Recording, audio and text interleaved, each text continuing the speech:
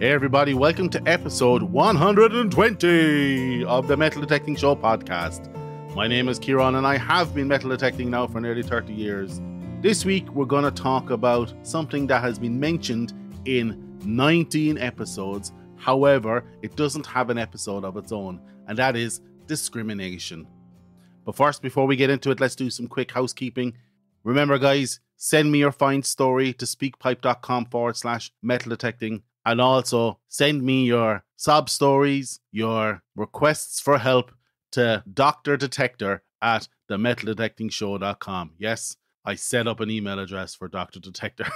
So send your pains and woes to the agony aunt, Dr. Detector @themetaldetectingshow.com. You can also email me, Kieran@themetaldetectingshow.com as well if you want to. Or get me on any of the social medias. You'll find me out there. So let's get straight into it, guys. What are we going to talk about this week? This week, we're going to talk about discrimination.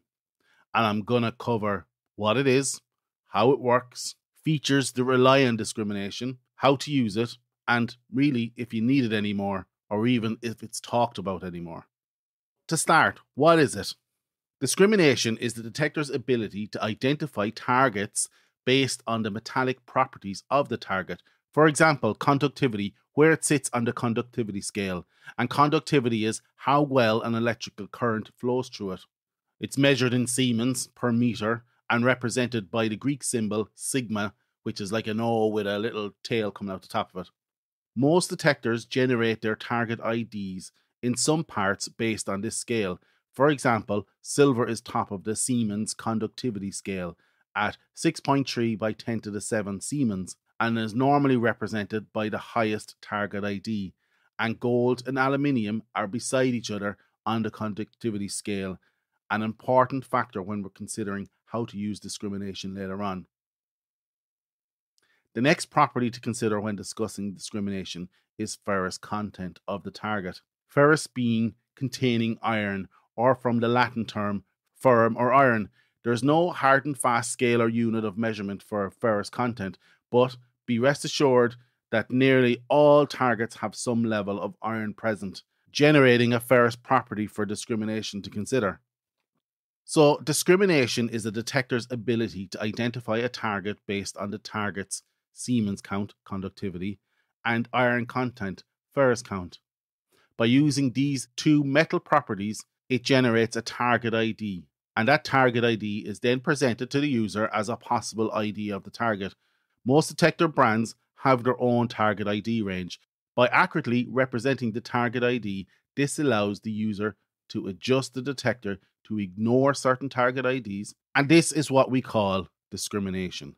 There are many discrimination features out there. The most common is variable discrimination, which is simply the adjusting of the bottom of the reactive target ID scale.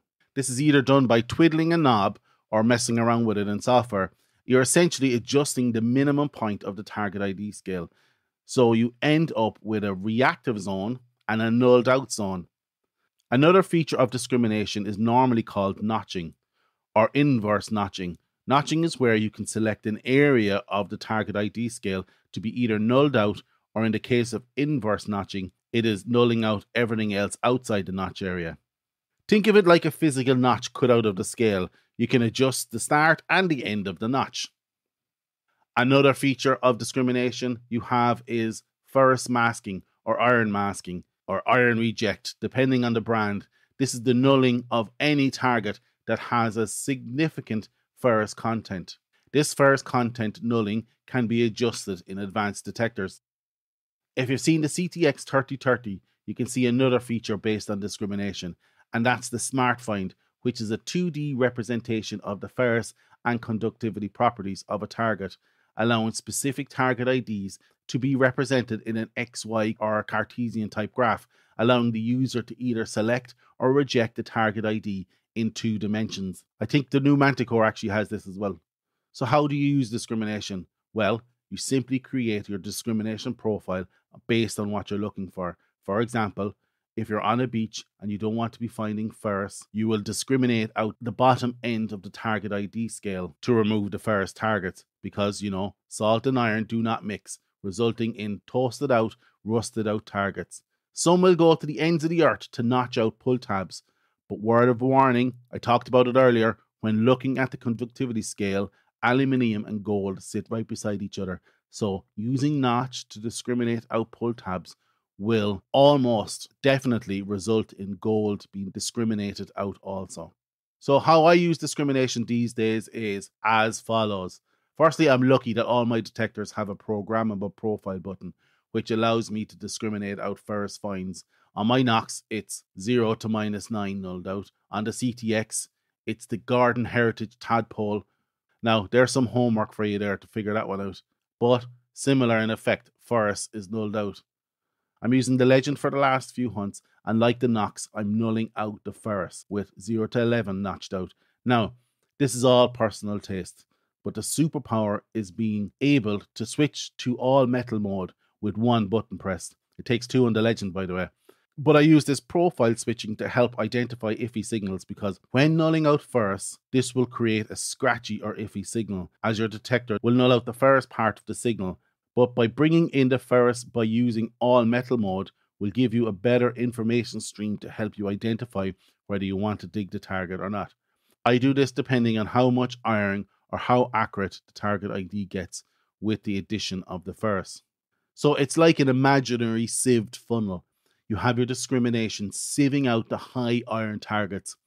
You won't even hear them unless you're listening to your threshold tone null out.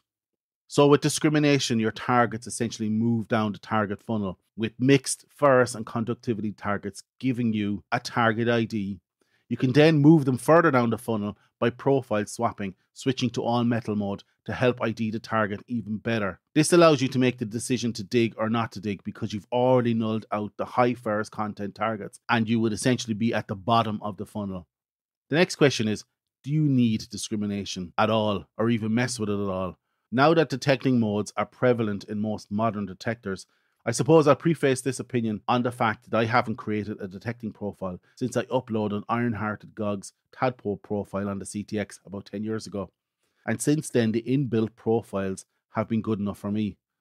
So in that vein, unless you are looking for a specific target type, silver for example, I wouldn't touch or even mess with the inbuilt discrimination profiles, especially in the age of simultaneous multi-frequency machines, which normally come with the instructions to dig everything. Most modern detectors are good at IDing ferrous, so turning off discrimination or going all metal mode to best understand the target is the power move. This is not to say that there is anything wrong with having a day just focusing on a specific target and building a profile to do this, but for me, I do this mentally.